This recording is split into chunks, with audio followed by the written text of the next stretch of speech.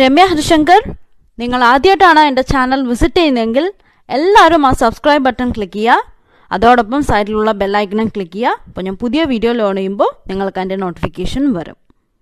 Hey guys, welcome back. ഇന്ന് നമ്മൾ ചപ്പാത്തിയുടെ കൂടെ കഴിക്കാൻ പറ്റിയൊരു കറിയാണ് ഞാൻ കാണിക്കാൻ പോകുന്നത്. ബിൻഡി മസാല. ബിൻഡി എന്ന് പറഞ്ഞാൽ വെണ്ടയ്ക്കയാണ്. പക്ഷെ ഇതിൽ നമ്മുടെ സാധാരണ കറിയല്ല, നമ്മൾ ചോറിനൊപ്പം കഴിക്കുന്ന കറിയല്ല. ഇത് ചപ്പാത്തിക്കൊപ്പം കഴിക്കുന്ന കറിയാണ്. നോർത്ത് ഇന്ത്യൻ സ്പൈസസ് എല്ലാം ആഡ് ചെയ്തിട്ട് ഉണ്ടാക്കുന്ന ഒരു കറിയാണ്. ഇതൊരു സെമി ഗ്രേവി ടൈപ്പിലുള്ള ഒരു കറിയാണ്. അപ്പൊ ഞാൻ എന്താ ചെയ്തത് വെച്ചാൽ, ഒരു ചീനച്ചട്ടിയിൽ 1 ടീസ്പൂൺ എണ്ണ ഒഴിച്ചു. എണ്ണ ഒഴിച്ചിട്ട് അതിലോട്ട് ഏകദേശം ഒരു 1.5 കപ്പ് വെണ്ടയ്ക്ക ഞാൻ ചെറുതാക്കി അരിഞ്ഞു വെച്ചത് ആഡ് ചെയ്ത് കൊടുത്തു. ഒരു 2 മിനിറ്റ് ഒന്ന് ഇളക്കി കൊടുത്തു. അപ്പോൾ അതൊന്ന് അതിന്റെ ആ വഴുവഴുപ്പൊക്കെ ഒന്ന് പോകാൻ വേണ്ടിയിട്ടാണ്. എന്നിട്ട് ഞാൻ ഇപ്പോൾ തീ ഒന്ന് ലോ ഫ്ലെയിമിലേക്ക് ഇട്ടിട്ട്, നേരത്തെ മീഡിയം ഫ്ലെയിമിലായിരുന്നു, എന്നിട്ടാണ് ഞാൻ അതൊന്ന് ചൂടാക്കി എടുത്തത് വെണ്ടയ്ക്ക. ഇപ്പോൾ ലോ ഫ്ലെയിമിലേക്ക് ഇട്ടു. എന്നിട്ട് അതേ ചീനച്ചട്ടിയിലോട്ട് തന്നെ ഞാൻ ഏകദേശം ഒരു 1/2 ടേബിൾ സ്പൂണോളം വെളിച്ചെണ്ണ ഒഴിച്ചിട്ടുണ്ട്. വെളിച്ചെണ്ണ ആയാലും കൊള്ളാം, അല്ലെങ്കിൽ സൺഫ്ലവർ ഓയിൽ ആയാലും കൊള്ളാം. ഞാൻ പറഞ്ഞില്ലേ, ഞാനിപ്പോൾ സൺഫ്ലവർ ഓയിലും റൈസ് ബ്രാൻ ഓയിലും ഒക്കെ യൂസ് ചെയ്യണത് നിർത്തിയിട്ടുണ്ട്. ഞാനിപ്പോൾ എല്ലാം വെളിച്ചെണ്ണയിൽ തന്നെയാണ് ചെയ്യുന്നത്. ഇപ്പം എണ്ണ ചൂടായി കഴിഞ്ഞാൽ അതിലോട്ട് ഏകദേശം ഒരു 1/2 ടീസ്പൂൺ ജീരകം. ഇപ്പം ജീരകം കടുക് പൊട്ടുന്ന പോലെ ഒന്ന് പൊട്ടും. അത് പൊട്ടിക്കഴിഞ്ഞാൽ, ജീരകം പൊട്ടിക്കഴിഞ്ഞാൽ നമുക്കൊരു മീഡിയം സൈസ് സവാള ഞാൻ ചെറുതാക്കി ചോപ്പ് ചെയ്ത് വെച്ചിട്ടുണ്ട്, അത് ആഡ് ചെയ്ത് കൊടുക്കുകയാണ്. അപ്പൊ അതൊന്ന് ഒതുങ്ങി വന്നാൽ ജസ്റ്റ് ഒരു 2 സെക്കൻഡ് ഒന്ന് ഇളക്കി കൊടുക്കുക. അപ്പൊ അതൊന്ന് ജസ്റ്റ് എൻ്റെ ഒന്ന് പച്ചമണം മാറി കഴിഞ്ഞാൽ നമുക്ക് ഇതിലോട്ട് ഇഞ്ചി വെളുത്തുള്ളി പേസ്റ്റ് ഞാൻ ഏകദേശം ഒരു 1-1.25 സ്പൂണ് ആഡ് ചെയ്ത് കൊടുക്കുന്നുണ്ട്. ഇത് ഇടികല്ലിൽ വെച്ചിട്ട് ഞാൻ ഒന്ന് ചതച്ചെടുത്തു. നിങ്ങൾക്ക് വേണമെങ്കിൽ ഗ്രേറ്റ് ചെയ്തിട്ട് ആഡ് ചെയ്ത് കൊടുക്കാം, ഇല്ലെങ്കിൽ അതിന്റെ പേസ്റ്റ് ഉണ്ടെങ്കിൽ അത് ആഡ് ചെയ്യാം. ഇഞ്ചിയും വെളുത്തുള്ളിയും ആഡ് ചെയ്ത് വീണ്ടും നന്നായി ഒന്ന് ഇളക്കി കൊടുക്കുക.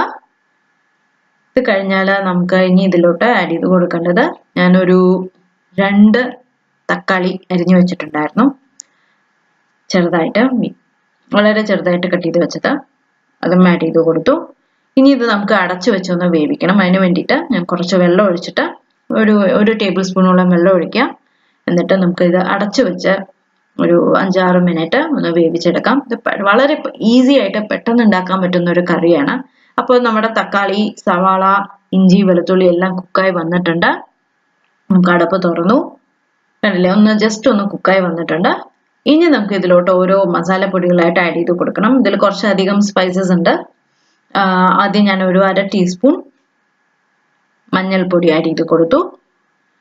ഇനി നമുക്ക് ഇതിലോട്ട് മുളക് പൊടി ആഡ് ചെയ്ത് കൊടുക്കണം. ഞാനിവിടെ യൂസ് ചെയ്യുന്നത് കാശ്മീരി മുളകാണ്. അതുകൊണ്ട് ഞാൻ ഏകദേശം ഒരു 1/4 ടീസ്പൂൺ ആഡ് ചെയ്ത് കൊടുത്തിട്ടുണ്ട്.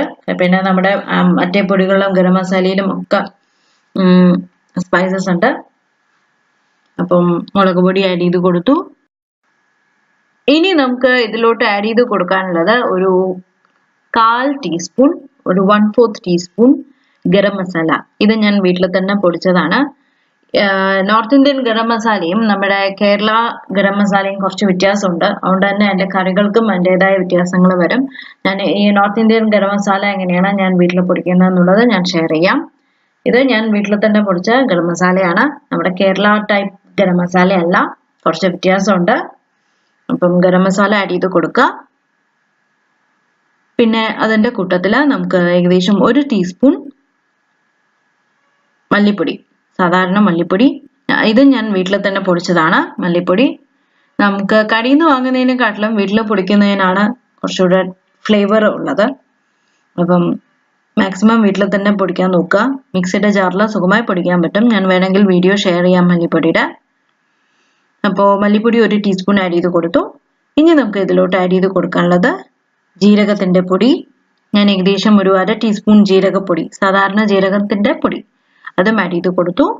അതേമാതിരി പിന്നെ ഞാൻ ആഡ് ചെയ്തത് 1/4 ടീസ്പൂണോളം ഞാൻ ഡ്രൈ മാംഗോ പൗഡർ, അല്ലെങ്കിൽ ആംചൂർ പൗഡർ കൊണ്ട് വാങ്ങാൻ കിട്ടും.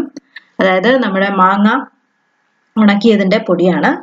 അപ്പോൾ അതിന് ചെറിയൊരു പുളിപ്പ് രസം ഉണ്ടാവും. അപ്പോൾ അതാണ് ഞാൻ ആഡ് ചെയ്ത് കൊടുത്തത്. ഇത് നോർത്ത് ഇന്ത്യൻ ഡിഷസിന് വളരെ മസ്റ്റാണ്, എന്നാലേ ആ ഫ്ലേവർ ഒക്കെ വരുള്ളൂ. അപ്പോൾ ബിൻഡി മസാലയ്ക്ക് ഇത് ഇമ്പോർട്ടൻ്റ് ആണ്. ആവശ്യത്തിന് ഉപ്പ് ആഡ് ചെയ്ത് കൊടുക്കുക. എന്നിട്ട് നന്നായി ഒന്ന് ഇളക്കുക. കാരണം നിറയെ പൊടികൾ നമ്മൾ ആഡ് ചെയ്ത് കൊടുത്തിട്ടുണ്ട്. അപ്പം അതിൻ്റെ എല്ലാം പച്ചമണം മാറണം. ഇനി നമുക്ക് ഇതിലോട്ട് വെണ്ടയ്ക്ക ആഡ് ചെയ്ത് കൊടുക്കാം. നമ്മൾ നേരത്തെ ഒന്ന് എണ്ണയിലിട്ടൊന്ന് ചൂടാക്കി വെച്ചതാണ് വെണ്ടയ്ക്ക. 1 ടീസ്പൂൺ എണ്ണ ഒഴിച്ചിട്ട് ആദ്യം ചീനച്ചട്ടിയിൽ ആഡ് ചെയ്ത് കൊടുത്തു. എന്നിട്ട് ഒരു 2 മിനിറ്റ് നന്നായി ഒന്ന് ഇളക്കിയെടുത്തു മീഡിയം ഫ്ലെയിമിലേക്ക് ഇട്ടിട്ട്. അപ്പോൾ അതിൻ്റെ ആ വഴുവഴുപ്പൊക്കെ ഒന്ന് പോവും. എന്നിട്ട് ഞാൻ വേറൊരു പ്ലേറ്റിലാക്കി വെച്ചിട്ടാണ് നമ്മൾ ഈ കറി ഉണ്ടാക്കാൻ തുടങ്ങിയത്.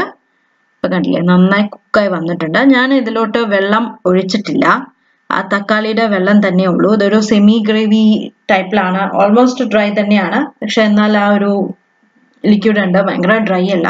എനിക്ക് അങ്ങനെയാണ് ഇഷ്ടം. അല്ല കുറച്ച് വെള്ളം വേണമെന്നുണ്ടെങ്കിൽ വെള്ളം ഒഴിച്ചു കൊടുത്ത് നമുക്ക് കറിയായിട്ട് യൂസ് ചെയ്യാം. അത് ഓരോരുത്തരുടെ ഇഷ്ടം പോലെ. എന്തായാലും ഒന്ന് ഇളക്കി കൊടുത്തു. ഇത് വെണ്ടയ്ക്കെല്ലാം കുക്കായി വന്നിട്ടുണ്ട്. ഞാൻ തീ ഓഫ് ചെയ്തു. അതിലോട്ട് അവസാനമായിട്ട് കുറച്ച് മല്ലിയില കൂടെ ആഡ് ചെയ്ത് കൊടുത്തു. ഇങ്ങനെ നമ്മുടെ ഭിൻഡി മസാല റെഡിയായി. വളരെ ഈസിയാണ് ഉണ്ടാക്കാൻ. ഇപ്പം എന്തായാലും ട്രൈ നോക്കുക. പുതിയ വീഡിയോ ആയിട്ട് നമുക്ക് വീണ്ടും കാണാം. Bye bye.